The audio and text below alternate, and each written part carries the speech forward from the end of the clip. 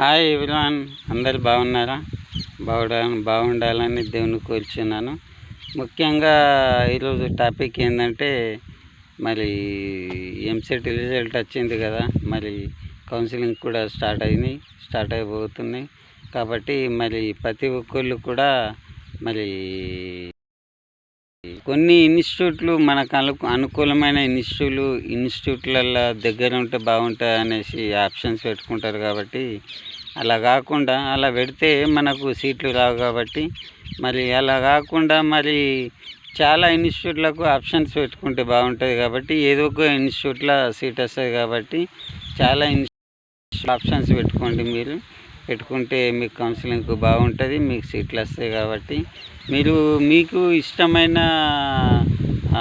కోర్సుని ఎన్నుకోండి.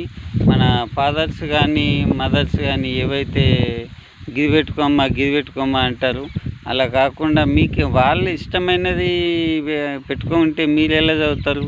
కాబట్టి మీకు ఇష్టమైనది మీరు పెట్టుకుంటే మీరు చదవగలుగుతారు. కాబట్టి మీకు ఇష్టమైన కోర్సుని మీరు ఎంపిక చేసుకొని మంచిగా ఉంటాయని నేను అనుకుంటున్నాను. కాబట్టి మరి తొందరగా మరి కౌన్సిలింగ్కు కానీ దేనికి కానీ మరి లేట్ చేయకుండా బోనఫైడ్స్ కానీ ప్రతి సర్టిఫికెట్లన్నీ రెడీ చేసుకొని పెట్టుకుంటే బాగుంటాయని నేను ఆలోచిస్తున్నాను.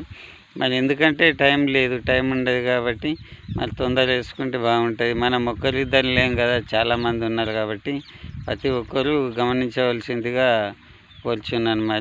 మరి ఇది టైంకు పని చేసుకుంటారని ఆలోచిస్తున్నాను.